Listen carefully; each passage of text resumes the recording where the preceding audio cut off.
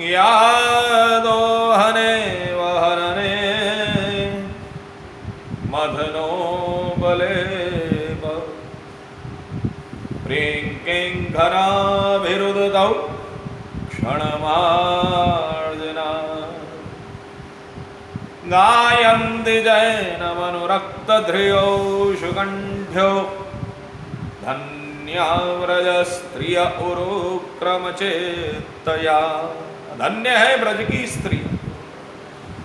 और बड़ा सुंदर भाव है ये गोपी भाव, जिस गोपी भाव के अंतर्गत में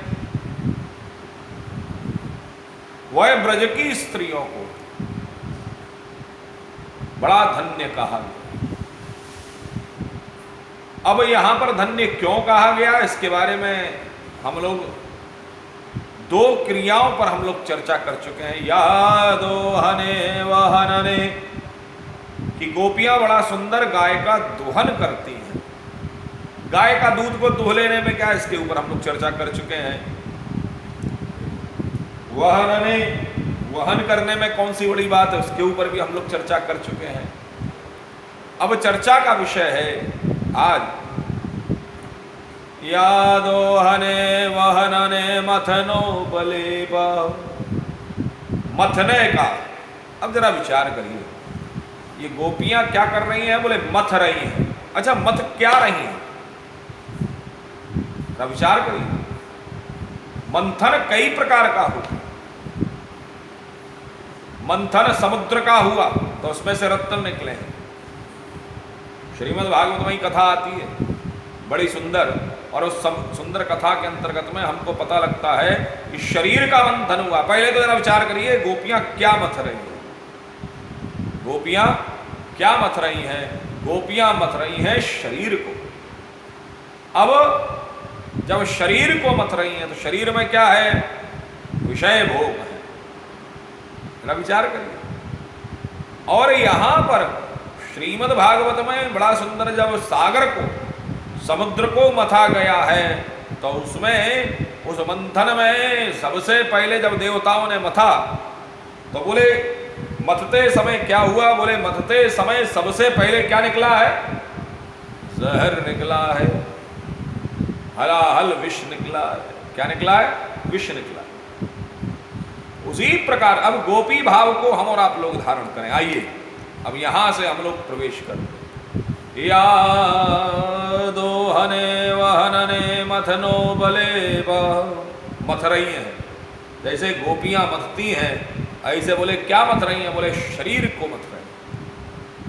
शरीर को मथने का अर्थ है, पहला शारीरिक स्थूल शरीर के ऊपर आप आइए। शरीर को मथने का अर्थ है कि वह सारे कर्म को करती हुई तैयार हैं, कमर कस के तैयार हैं। भगवान की सेवा करने के लिए भी अगर वो तैयार हैं तो कमर कस के तैयार हैं, कमर कस के। और एक कमर कस के अगर वो तैयार है तो जरा विचार कीजिए कि स्थिति क्या है कि वह हर कार्य को करने में सक्षम है। विरह से व्यथित होकर के वह ये नहीं विचार कर रही हैं, वह ये नहीं रख रही हैं कि भाई जो है अब हमको जो है ऐसा करना है कि हमारे भगवान चले गए हैं तो हम भगवान के जाने पर हम जो हैं ये हो जाए कि वो हो जाए ना, ऐसा कुछ नहीं है। बल्कि क्या है, जरा विचार करिए। बड़ा सुंदर कहा गया है कि नहीं, वो हर कार्य को करने के लिए सक्षम है, तैयार है। तैयार बैठिए, नहीं हम तो तैयार हैं। और जब हर कार्य को करने के लिए तैयार हैं तो यहां पर पहला विषय है कि जितने भी सामाजिक कर्म हैं उन सामाजिक कर्मों को करने के लिए वह तैयार है।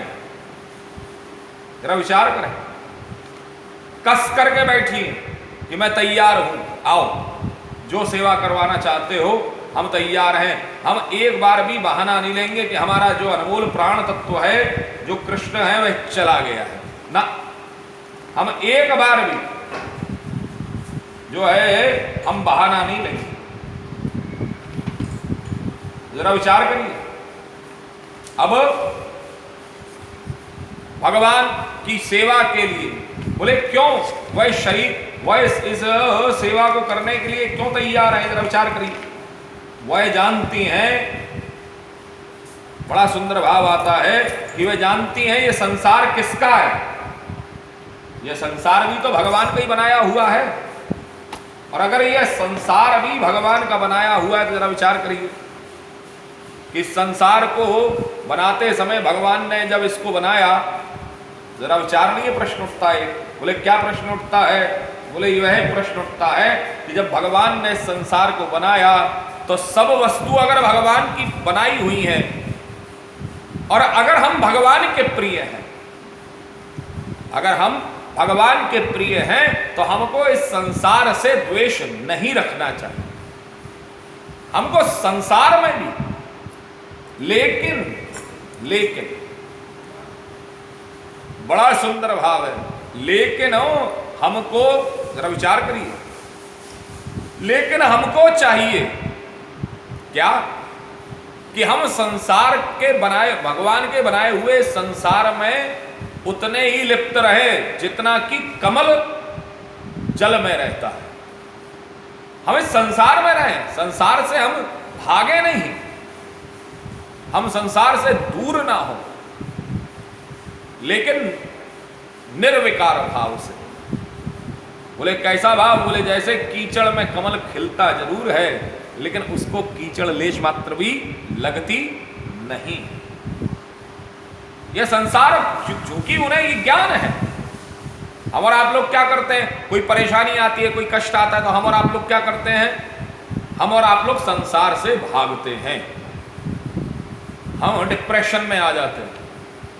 हमारी स्थिति क्या है कि हम डिप्रेशन में फ्रस्ट्रेट हो जाते, चिड़चिड़ाहट आ जाती, अवसाद की अवस्था आ जाती, और हम ये कहते हैं अरे ये संसार बेकार है साहब, कोई हमारा काम नहीं, हमारी कोई बात नहीं सुनता है।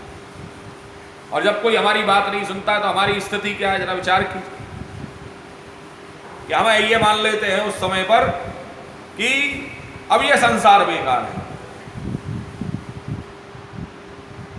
लेकिन यह संसार हम भूल जाते हैं जब हम अपने इष्ट से, अपने प्रिय से, अपने एकांत से, अपने भगवान से जब हम प्रेम करते हैं, हम भूल जाते हैं कि यह संसार भी उसी की माया से बना है। और जब उसकी माया से बना है तो हमें जितना प्रेम हम उससे करते हैं, हमें उतना ही प्रेम इस संसार से भी करना चाहिए। इसमें शायद लोगों के लिए भ्रम की स्थिति हो जाए, शायद लोगों के लिए भ्रम की स्थिति हो जाए। व्यक्ति ये कहे कि महाराज जी आप ये कैसी बात कर रहे हैं, ये तो संसार को आप जो है एक प्रकार से आप ये कहना चाह रहे हैं आप संसार के प्रति आसक्त हो जाए।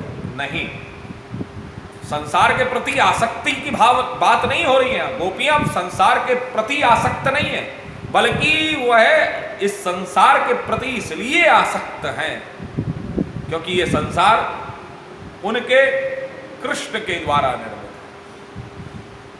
इसलिए आसक्त है।